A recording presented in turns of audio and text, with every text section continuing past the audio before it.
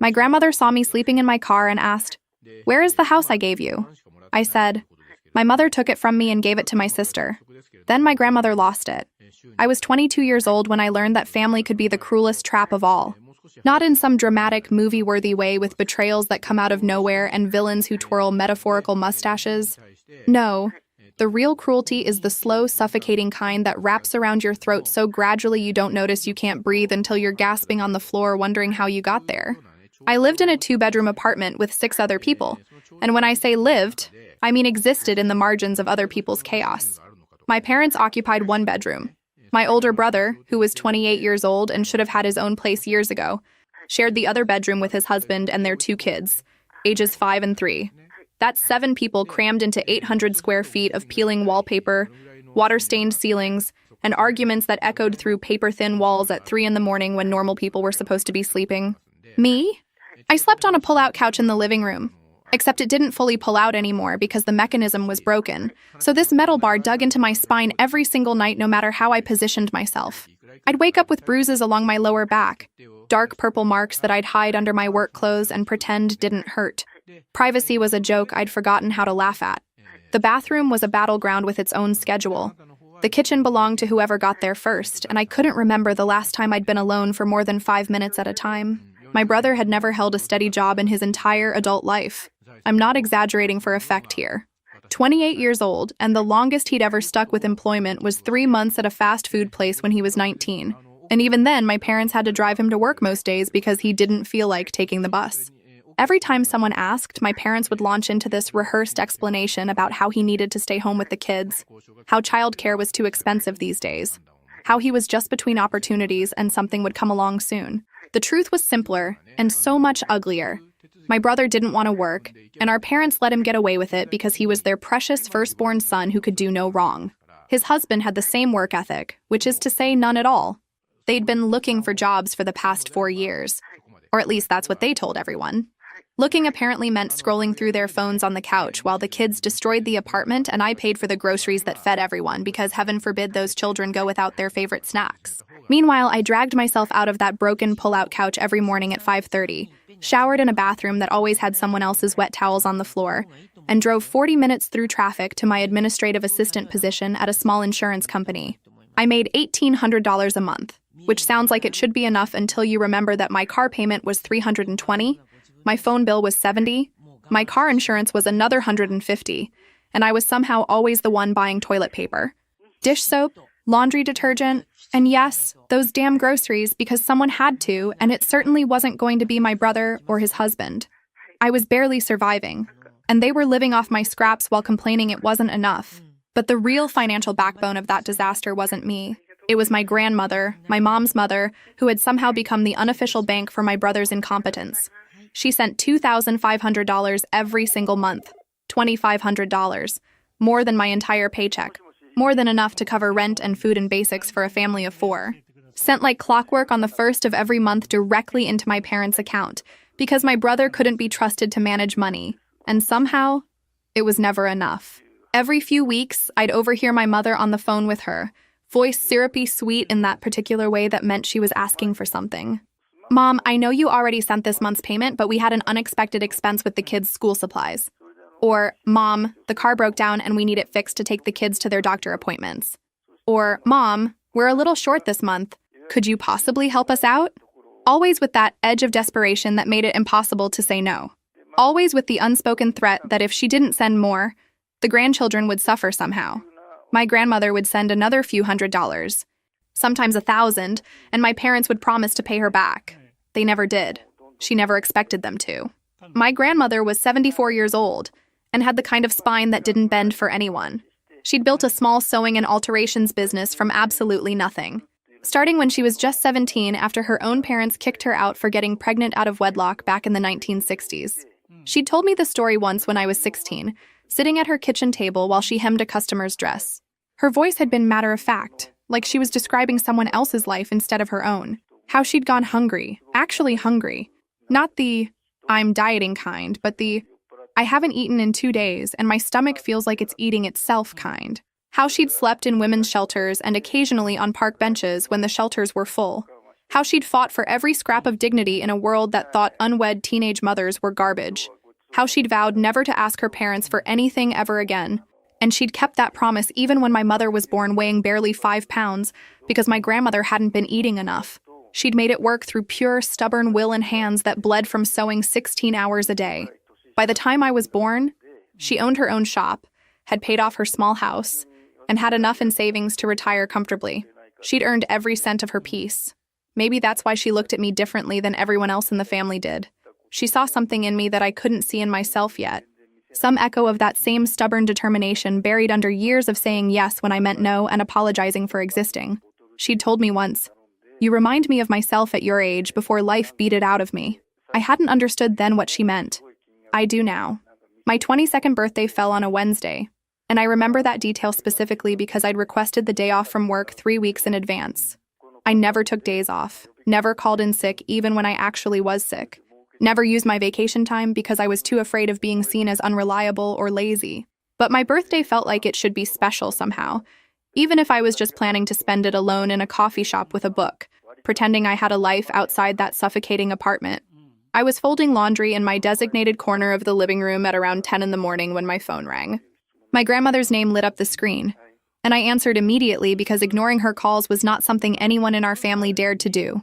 "Happy birthday, sweetheart," she said, her voice warm, but carrying that particular tone that meant she'd already made up her mind about something and nothing I said would change it. "I have a surprise for you, a big one. I'm leaving now, should be there in about 3 hours. Make sure everyone's home when I get there." My stomach dropped slightly. "You don't have to drive all that way. I mean, it's not that important. It's very important. And I'm already packed. See you soon." She hung up before I could argue further. I stood there holding a half-folded towel, trying to figure out what surprise required my entire family to be present.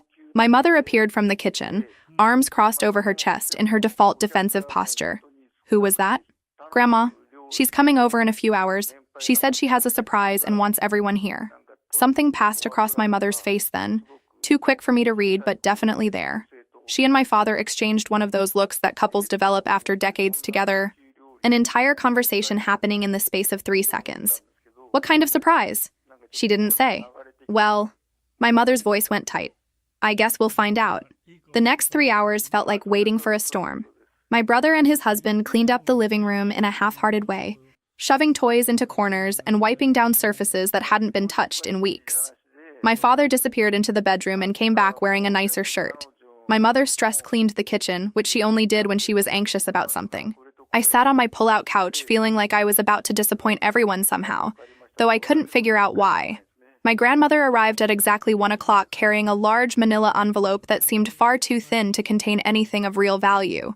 She hugged me first, holding on a beat longer than usual, then distributed quick embraces to everyone else. The kids were bouncing around her legs asking if she brought them presents, and she smiled at them but said, "Not today, loves.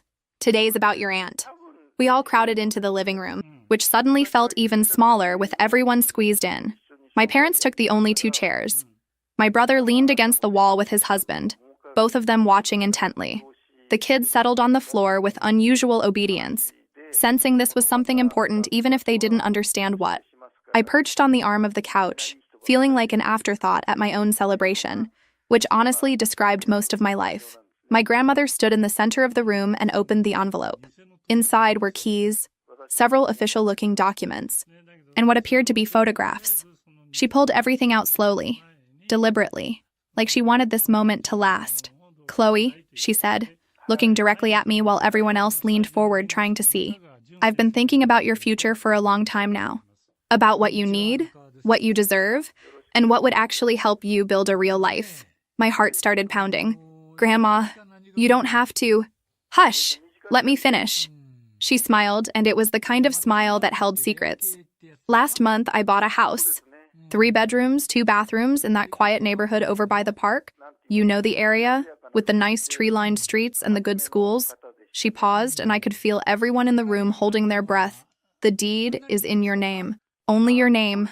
The house is yours, completely paid off. No mortgage, no rent, no strings attached." The room went absolutely silent.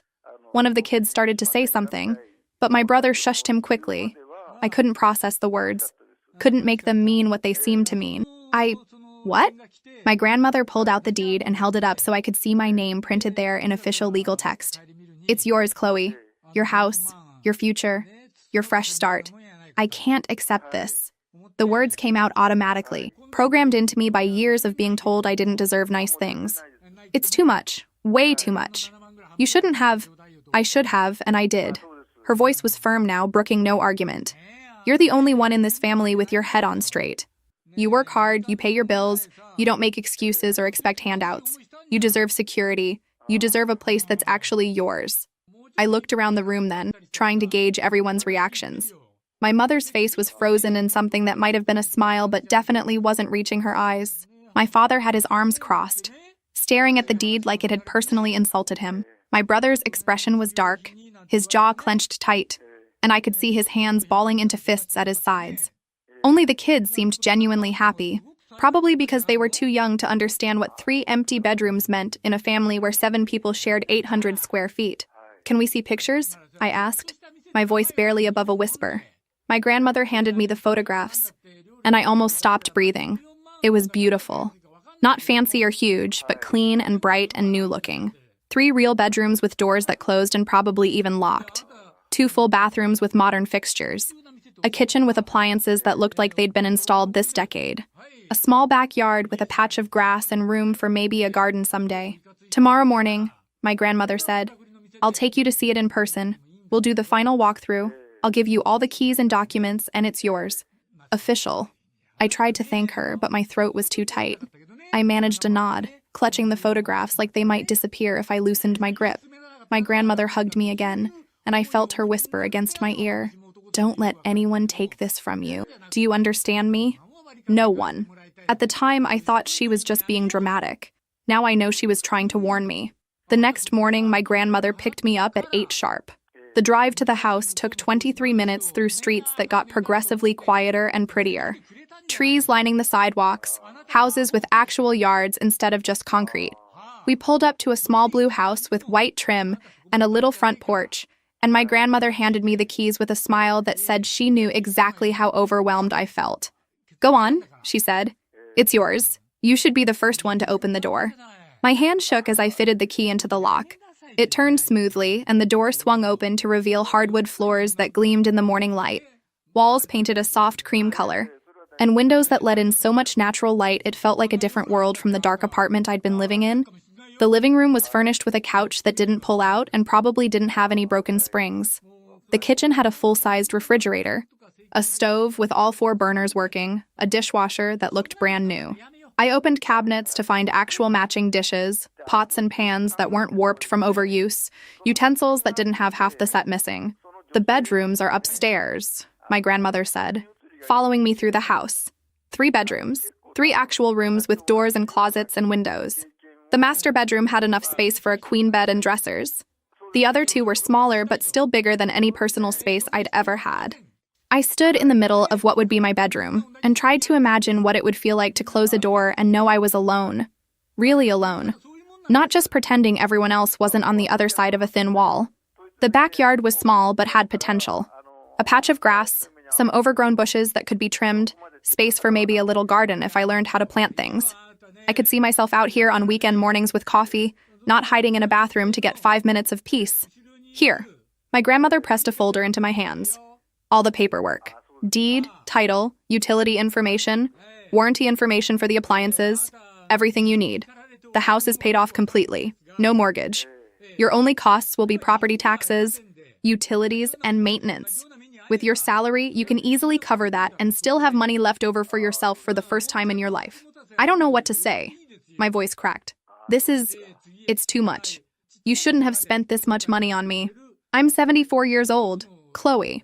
I have no intention of leaving my money to people who'll waste it or gamble it away or use it to enable their own laziness. You're the only one who'll actually make something of your life.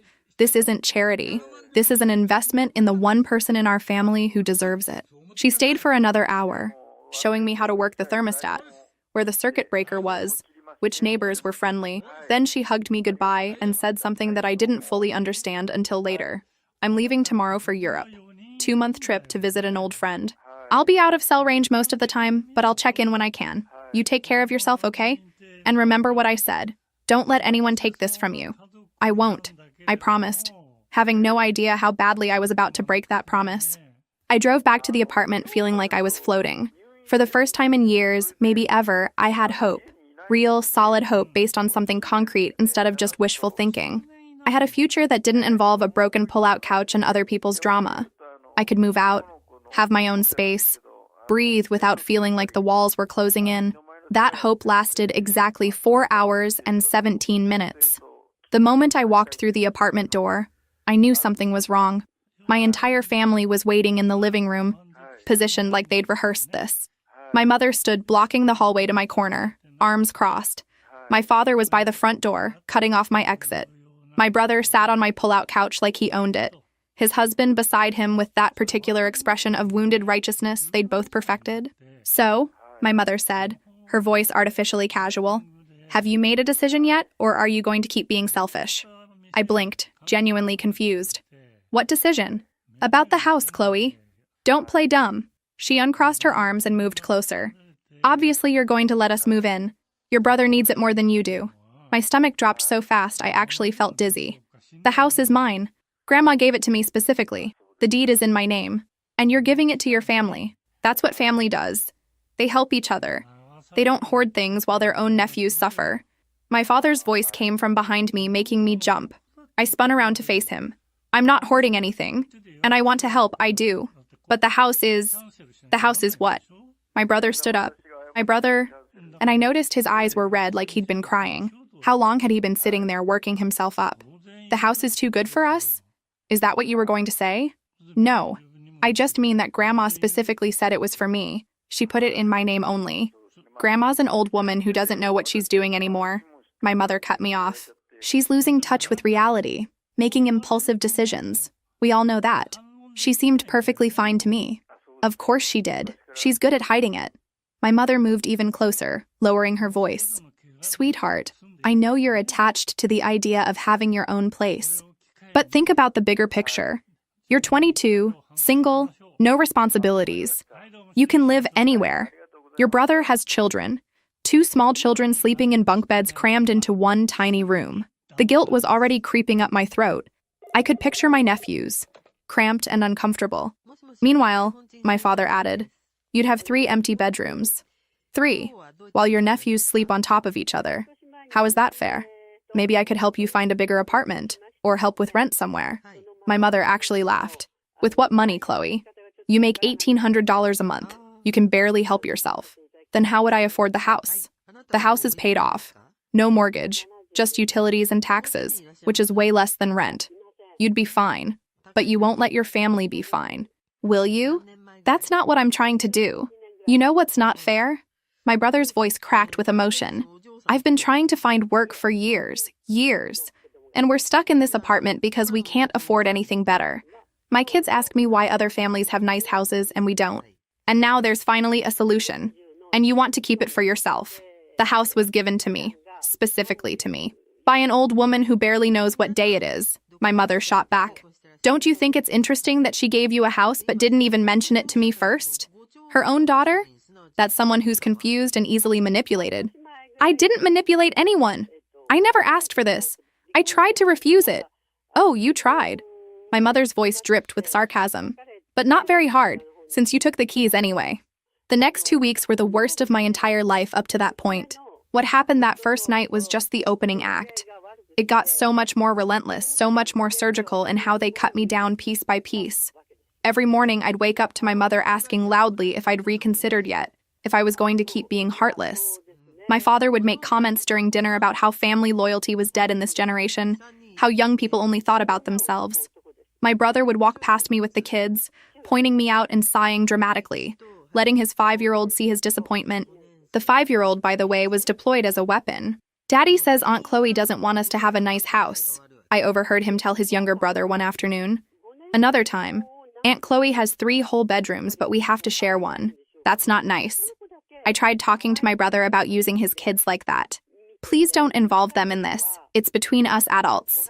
Everything involving my children is my business. And they're old enough to understand when someone in the family is being selfish. Better they learn now what kind of person you really are. I couldn't escape it because I lived there. Couldn't hide in my corner because it was in the middle of the main living space. Couldn't lock myself in the bathroom because someone always needed it. I was a captive audience to my own character assassination. Week 2 got creative with the guilt tactics. You know Grandma doesn't even ask about you when we talk to her, right? My mother mentioned casually one morning while I was trying to eat breakfast.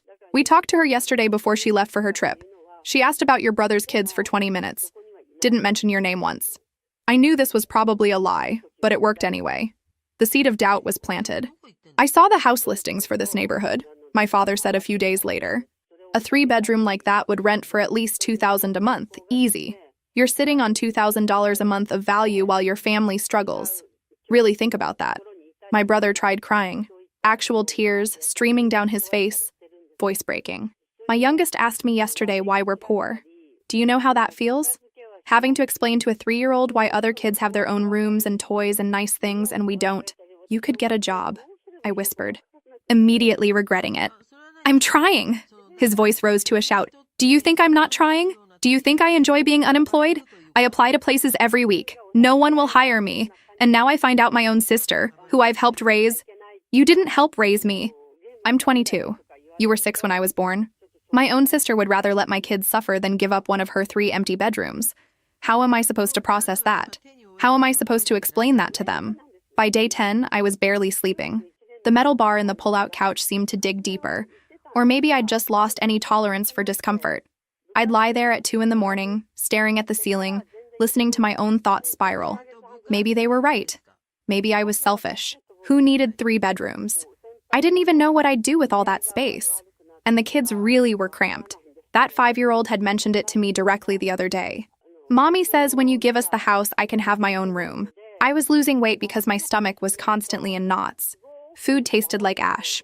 I'd force myself to eat because I had to function at work, but I'd spend my lunch breaks crying in my car, trying to hold it together long enough to make it through the afternoon. My coworker Sarah noticed something was wrong. Hey, you okay? You've been looking really tired lately. Just some insomnia. I'm fine. If you need to talk about anything, I'm fine, I said again, more firmly, because the last thing I needed was for my work life to fall apart too. By day 12, I'd stopped fighting back entirely. I just took it. Every comment, every guilt trip, every disappointment. I absorbed it all like a sponge soaking up toxic water, feeling myself get heavier and heavier with shame that didn't even belong to me. On day 14, I broke. It wasn't dramatic. There was no screaming or throwing things. It was quiet, pathetic, the way most real defeats are. I was sitting on my pull-out couch after dinner, and my mother came to stand in front of me. She didn't sit down, just stood there, looming, with that expression of disappointed parent that I'd seen my entire life whenever I didn't live up to some impossible standard. This has gone on long enough, she said. You're being cruel, and you know it.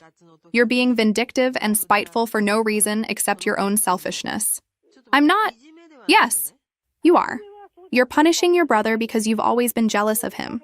You've always resented that he got more attention, that we loved him more, and now you finally have a chance to hurt him back and you're taking it. That wasn't even true. But it landed anyway because I was too worn down to defend myself. Your grandmother gave you that house because she's old and confused and doesn't understand what real family means anymore. But you do. Or at least I thought you did. Apparently, I was wrong about you. Apparently, you're exactly as selfish and cold as your father's side of the family. My father's side was a known insult in our house. They'd cut off contact with us years ago over some drama I'd never fully understood. My brother appeared then, right on cue, with his eyes red again, probably splashed water on his face to make it look like he'd been crying. Please, Chloe, please. My kids are asking why Aunt Chloe hates them. How do I answer that? What do I say? And just like that, I gave up. Okay, I whispered, the word barely audible. Okay, you can have it. The transformation was instant. My mother's face brightened into a smile. Oh, sweetheart, I knew you'd make the right choice. We always knew you had a good heart. We just had to remind you. My brother hugged me, and I stood there with my arms at my sides, feeling nothing. Thank you, he said into my shoulder. Thank you so much. This means everything. My father patted my back. Good girl. That's my daughter. Family first, always. They celebrated. Actually celebrated. Like they'd won something. My mother started making plans immediately about who would take which bedroom, what furniture they'd need to buy, when they could move. I sat on my couch and felt like I was watching myself from outside my body. Some detached observer noting clinically that I'd just given away the only good thing that had ever happened to me. "Oh, and Chloe?" my mother said, pausing in her excited planning. "You can probably stay here for another month or so until you find another place. The lease is up at the end of next month anyway, so that should give you plenty of time." I nodded numbly. A month seemed like enough time. I could figure something out. I had a job. I'd find a room to rent somewhere. It would be fine. Except I didn't do anything. Couldn't.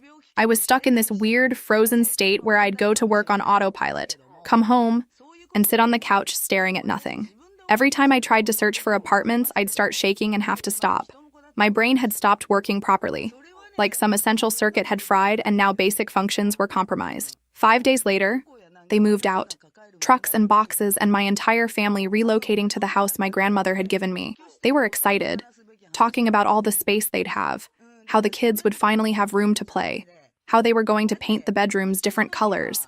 I helped carry boxes to the truck, each one feeling heavier than the last. And my brother didn't even look at me, except to say thanks when I handed him things. My mother was directing traffic, telling people where to put stuff, already mentally rearranging the house that was supposed to be mine. "Remember," she said as she got into her car to leave, "you've got until the end of next month here. Landlord wants us out by the 31st, so make sure you have somewhere lined up." "I will," I lied, because it was easier than admitting I couldn't seem to make my brain work. The apartment felt emptier with just me in it, which was ironic because it had always been too crowded before. Now it echoed. I had the pull-out couch, my corner with my stuff, and 800 square feet of space that belonged to someone else and reminded me of everything I'd lost. 15 days passed. I went to work, came home, sat on the couch, repeated. I stopped checking apartment listings because each one required deposits I didn't have, references I couldn't provide, and energy I'd run out of weeks ago. On day 15, I came home from work to find my clothes in trash bags in the lobby. The doorman, an older guy named Frank who'd always been nice to me, looked actively uncomfortable. "Hey, Chloe, your family dropped these off this morning along with the keys. They said to tell you they're done with the lease and the landlord already has new tenants." I stared at the bags. 4 large black garbage bags containing everything I owned. "But the lease isn't up for another 2 weeks. Frank shifted his weight. "Yeah, I know, but they paid the early termination fee and the landlord accepted it. New people are moving in tomorrow." "I'm sorry." My hands were shaking so badly I could barely pull out my phone. I called my mother, straight to voicemail. Called again. Same. Called my father. Voicemail. My brother. Voicemail. I stood there in the lobby calling and calling, my breath coming faster. Panic rising, and every single call went to voicemail because every single one of them had blocked my number. I tried my grandmother. Her phone rang twice, then went to voicemail too, but that was different. She was overseas, traveling, out of cell range like she'd said. I left a message, trying to keep my voice steady. "Grandma, it's me. Please call me back as soon as you get this. It's important. Really important. I need your help. Please." But she didn't call back. Not that day, not that week, not for the next 2 months because she was on the other side of the world without reliable cell service and had no idea what had happened. Frank helped me carry the bags to my car. He didn't say anything, probably didn't know what to say, and I was grateful for the silence because I couldn't have responded anyway. My throat was too tight, my chest too compressed, my brain screaming that this couldn't be happening even though it obviously was. I loaded everything into my 15-year-old car and sat in the driver's seat trying to figure out what to do. I had $412 in my savings account. That's it. $12 and change after $400. Not enough for first, last, and deposit anywhere. Not enough for anything except gas and food if I was careful. I'd been helping my family with groceries every week. Extra money here and there when they needed it. "Can you cover toilet paper this week? We're short $20 for the kids' snack stuff. Can you get dish soap when you're out?" All those 20s and 30s adding up to me having nothing when I needed something. The dashboard clock said 5:47 p.m. I had work tomorrow morning at 8. I needed to look professional. I needed to sleep somewhere. I needed to pretend I was a person who had their life together. I started the car and drove aimlessly for 20 minutes before pulling into a gas station. I went inside, bought a toothbrush and small toothpaste with change I scrounged from my cup holder, and used their bathroom to brush my teeth and wash my face. The fluorescent lights were harsh and showed me every shadow under my eyes. Every new line that stress had carved into my face. I was 22 years old and homeless. That night, I parked on a busy street because isolated areas felt too dangerous. I used my winter coat as a blanket and tried to sleep sitting up because the back seat was full of my stuff, and I didn't want to unload it with no place to put it. I didn't sleep. Every car that passed made me jump, terrified it was a cop who'd tell me I couldn't park there. Every voice on the sidewalk made my heart race, imagining someone seeing me, recognizing me, knowing my shame. At 5 a.m., when the sky started to lighten, I drove to a different gas station and used their bathroom to change into my work clothes. I looked like hell. Bags under my eyes that makeup couldn't hide, my hair limp even after I tried to fix it, my skin gray and dull. I went to work, sat at my desk, typed things into my computer, answered phones, pretended to be fine. This became my routine. Sleep badly in the car, wake up early, clean up in gas station bathrooms, go to work, pretend to be human, repeat. Week 6 came and went. Every morning was the same routine. Wake up cramped and sore, drive to whichever gas station I hadn't used in the past few days, clean up as best I could in a public bathroom that smelled like industrial cleaner and other people's desperation. Sarah from work definitely knew something was wrong by then. She cornered me in the break room on a Thursday afternoon, 2 cups of coffee in her hands. She set one in front of me and sat down without asking. "Okay," she said, "I'm not leaving until you tell me what's going on." "I'm fine, just tired." "Chloe, you've lost weight. You look exhausted. You're wearing the same rotation of 4 outfits. And yesterday I saw you washing your hair in the bathroom sink." She held up a hand when I started to protest. "I came in early. You didn't hear me. So please, just tell me the truth. Are you safe? Do you need help?" The kindness in her voice almost broke me. I opened my mouth, and for one terrifying second I almost told her everything. That I was living in my car, that my family had stolen my house, that I'd been showering in gas stations for 6 weeks. But the shame was too thick in my throat. "I'm dealing with some family stuff. Housing situation is temporary. I'm handling it." "Are you sure? Because if you need a place to crash for a few days..." "I'm sure." The lie tasted like metal. "Really? I appreciate you caring. But I'm okay." Sarah studied my face for a long moment. "All right. But Chloe, if that changes, you have my number. Day or night. I mean it." I nodded, not trusting my voice. She squeezed my hand and left me alone with the coffee I couldn't drink because my stomach was already in knots. I never took her up on the offer. Pride, shame, fear of judgment, all of it kept me trapped in my car when I could have asked for help. That's something I'll have to live with. Payday came. $1,800 deposited into my account, minus taxes. So really $1,400 something. My car insurance auto-deducted $320. My phone bill was $72. Gas for the week was $50. I needed to eat. I bought a sandwich from a drive-thru, the cheapest thing on the menu at $3.19. It came wrapped in paper that was already getting soggy from the lettuce, and I drove to an empty parking lot to eat it because eating while driving made me feel even more pathetic than I already did. It was a Tuesday afternoon, around 2, and the parking lot belonged to a family restaurant that didn't open until 5. Empty except for my car in the far corner where I'd learned to park to avoid attention. The sandwich was generic, tasteless, probably made hours ago and sitting under heat lamps. I was halfway through forcing myself to eat it when I saw them through my windshield. A family, real, perfect, straight out of a commercial. Mom and Dad holding hands, 2 kids between them, all walking toward the restaurant even though it was closed. They were laughing about something, and the kids were doing that skipping thing children do when they're happy.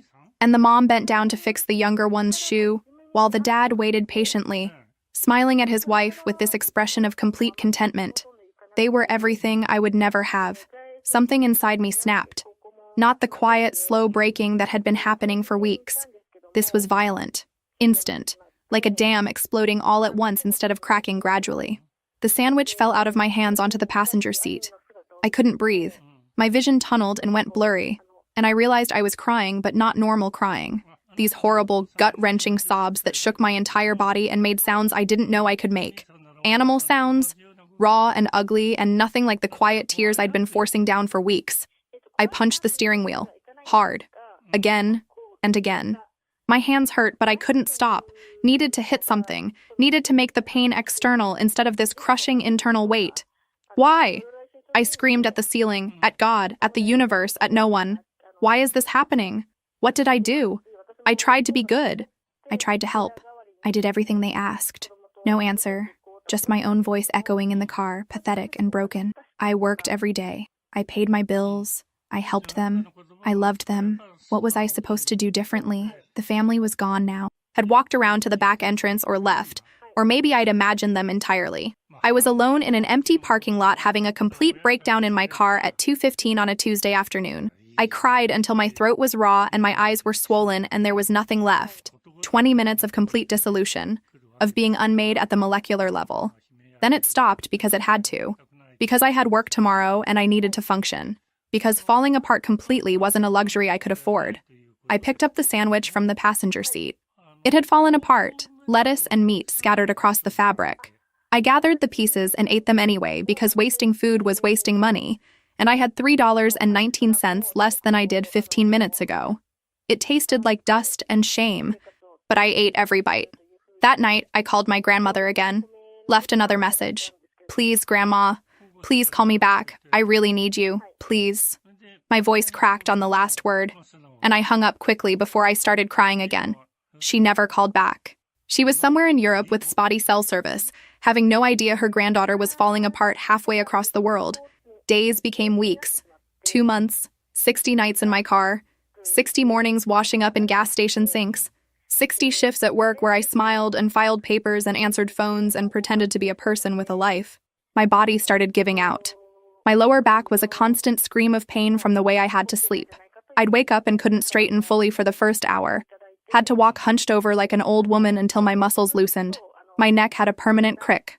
My shoulders were always tight, knotted with stress that had nowhere to go. I smelled. No matter how many sponge baths I took in gas station bathrooms, no matter how much deodorant I applied, I smelled like someone who lived in a car. Like stale air and body odor and unwashed clothes because laundromats cost money I didn't have to spare. I was exhausted in a way that went beyond physical.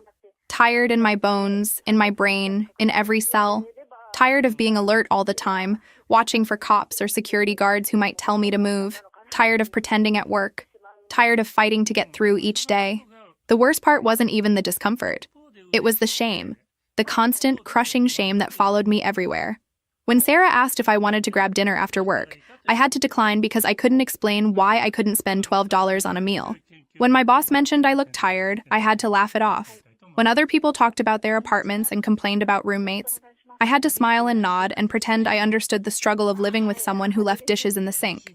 I parked in different places every night because staying in one spot felt dangerous. Shopping center parking lots where I'd blend in with the late-night shoppers. Residential streets where my old car wouldn't stand out.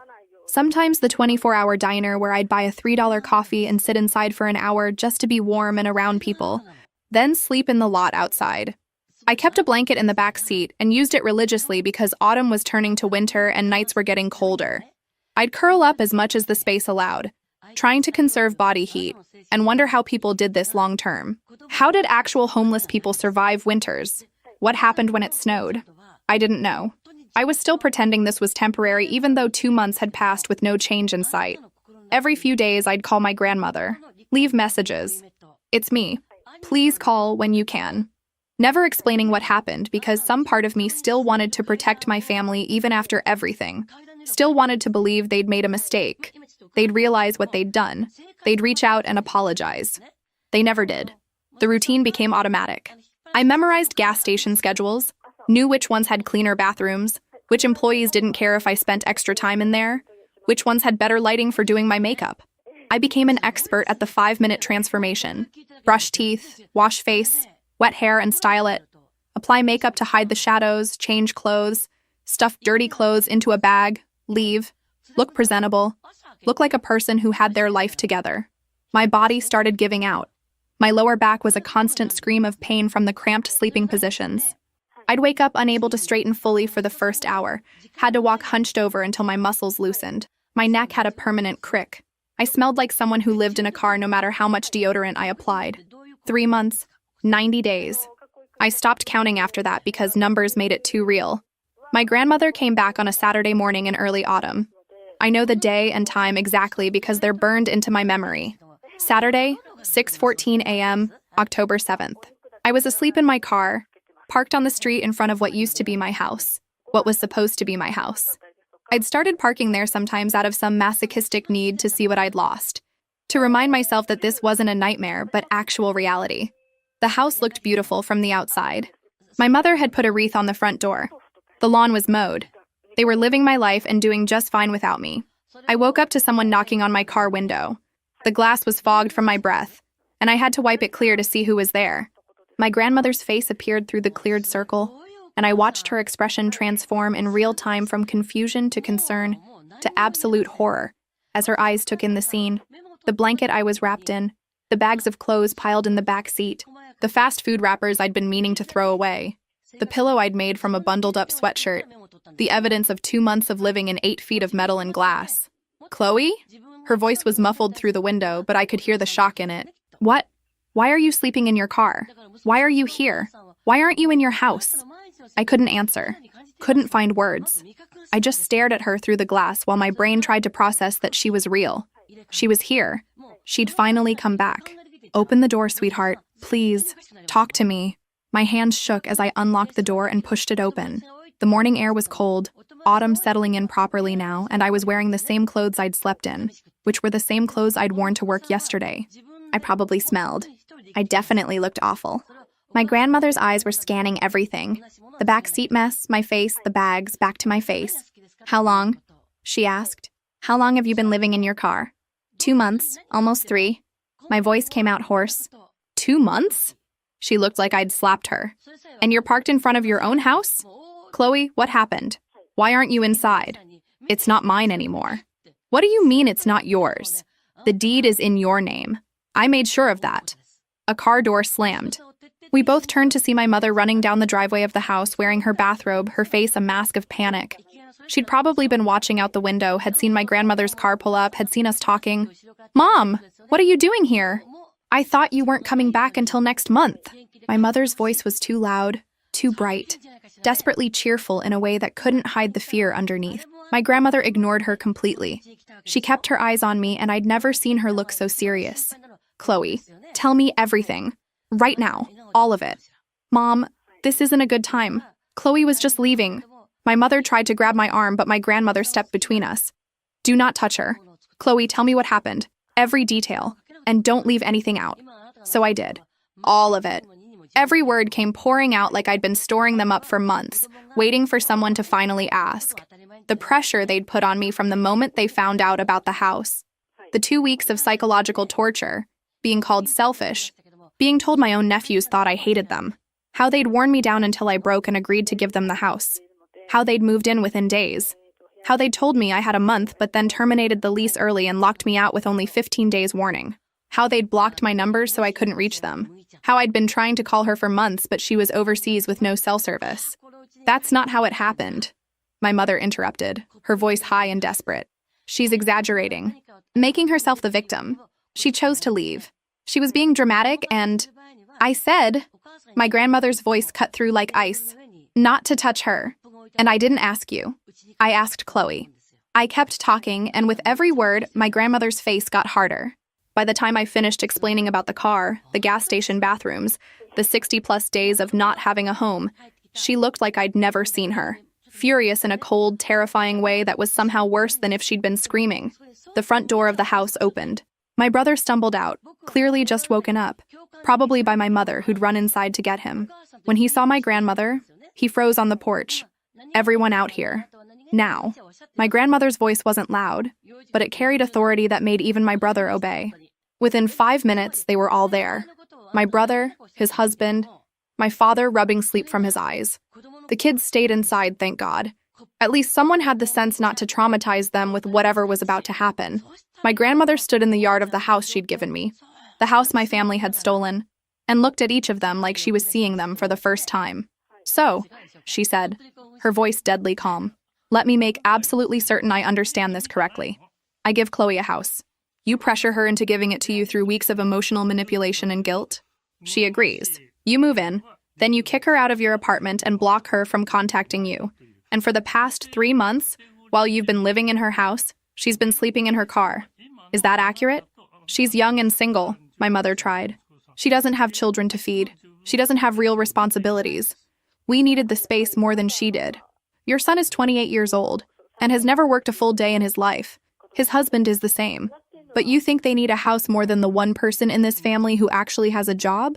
My grandmother's voice was getting quieter, which somehow made it more threatening. My brother dropped to his knees on the grass, actually dropped like he'd seen people do in movies. Tears were already streaming down his face. Please, Grandma, please don't do this.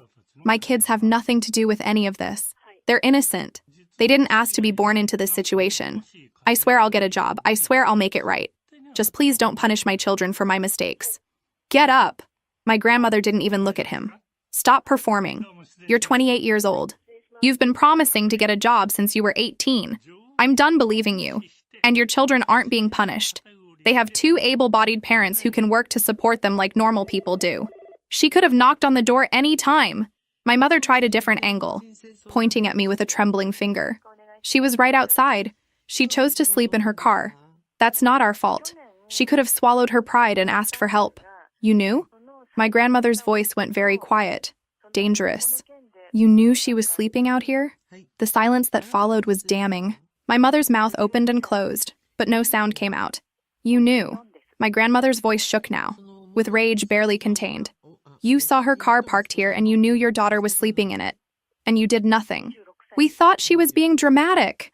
My father finally spoke up, his voice defensive. We thought she'd come inside eventually. We didn't think she'd actually stay out there. For 3 months? You thought she was being dramatic for 3 months? No answer to that. My grandmother looked at my mother for a long, long moment. When she spoke again, her voice was thick with emotion I'd never heard from her before. Something that sounded like grief. I went hungry so you wouldn't have to, she said. And my mother flinched like she'd been hit. I slept on the streets so you'd have a roof over your head. I worked myself to the bone, ruined my hands with sewing, gave up any chance of a normal young adulthood. Also, you and your daughter would never know what poverty felt like. And now you've done to your own daughter exactly what my parents did to me 50-some years ago. You threw her away. Except you did it knowing exactly how much it would hurt because you lived through my version of it. You knew, and you did it anyway. That's not fair, my mother started, but her voice broke. You have until noon tomorrow to get out of this house. All of you. Take your things and go. If you're not gone by noon, I'm calling the police and filing charges for illegal occupation and abandonment. And I'm done. Do you hear me? Done. No more monthly payments. No more emergency money. No more bailing you out. Figure it out yourselves for once in your lives. Mom, please. My mother was crying now. Actual tears. We have nowhere to go. The kids should have thought about that before you let your daughter sleep in a car for 3 months. We'll be homeless. Then you'll understand what you did to her. My grandmother turned her back on them and put her arm around my shoulders. Come on, sweetheart. Let's get you inside. Your house. Where you should have been all along. The next day at exactly noon, they were on the sidewalk with their stuff. No rental truck this time. Just whatever they could fit in my dad's car and my brother's vehicle. My mother tried one last time to catch my grandmother's eye, but she just turned away. Not $1 more, my grandmother said. Not to them specifically, just to the air. Not 1 more cent for parasites. I walked into my house for the first time as its actual owner. The room smelled like other people's lives. There were dishes in the sink, toys on the floor, someone else's mess everywhere. But it was mine. Finally, really mine. My grandmother helped me clean. We didn't talk much, just worked side by side, erasing the evidence that they'd ever been there. She stayed for a week, making sure I was okay, that I ate real food, that I slept in an actual bed. I kept waking up panicked, thinking I was back in the car and she'd be there with tea, reminding me I was safe. You can rebuild from here, she said before she left. This is your foundation. Don't let anyone take it from you again. The messages started a few days after she left. Numbers I didn't recognize, but the pleading tone was familiar. Please, we have nowhere to go. The kids are asking for you. We made a mistake. Family forgives family. I blocked every number. Every single one. Sarah called me that first week after I'd finally responded to her text asking if I was okay. I invited her over and we sat in my backyard with coffee while I told her everything. She cried when I got to the part about living in the car, and then she got angry. I knew something was wrong. I should have pushed harder. I wouldn't have told you. I was too ashamed. You shouldn't have been ashamed. They should be. She squeezed my hand. I'm glad you're here now. In your home. Where you belong. Having one real friend felt like more family than I'd ever had. 3 months later, I was kneeling in my backyard, planting flowers in the small garden I'd been planning, daisies and lavender, things that would come back every year without much effort. My hands were dirty, the sun was warm on my back, and for the first time in forever, I felt peaceful. My phone buzzed, unknown number. Against my better judgment, I answered. Chloe? My mother's voice was small, defeated in a way I'd never heard. Your brother got a job. Delivery driver. It doesn't pay much, but it's something. We found a small apartment. The 4 of them in 2 bedrooms. Your father and I are staying with his sister. I said nothing. The kids ask about you sometimes. They don't understand why you don't visit anymore. Her voice cracked. I know we hurt you. I know we don't deserve forgiveness. But if you ever... I hung up. The phone buzzed again. Same number. I stared at it. This little device that used to be a leash. A way for them to pull me back whenever they wanted. The buzzing stopped, then started again. Persistent. Like they'd always been.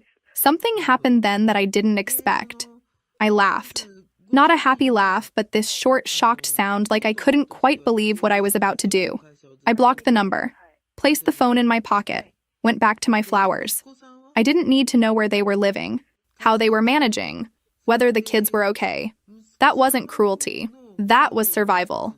They'd made their choices when they let me sleep in a car for 3 months while living in my house. I'd made mine when I finally understood that family isn't who shares your blood. It's who sees you suffering and actually cares. My grandmother had been right all those months ago. This house, this space, this life, it was mine. I'd almost lost it by trying to be good, by believing that love meant sacrifice even when the sacrifice would destroy me. But I'd learned. Family was someone driving 3 hours to make sure you were okay. Family was a coworker who offered help without judgment. Family was honest love, not manipulation, dressed up as need. I patted down the soil around a lavender plant and sat back on my heels. The sun was setting, painting my little backyard gold and orange. Inside, my house waited. My bed, my kitchen, my space to exist without apology. For the first time in my life, I understood what freedom actually meant. It meant owing nothing to people who only took. It meant sleeping in peace. It meant planting a garden and knowing I'd be here to see it grow. It meant finally being free.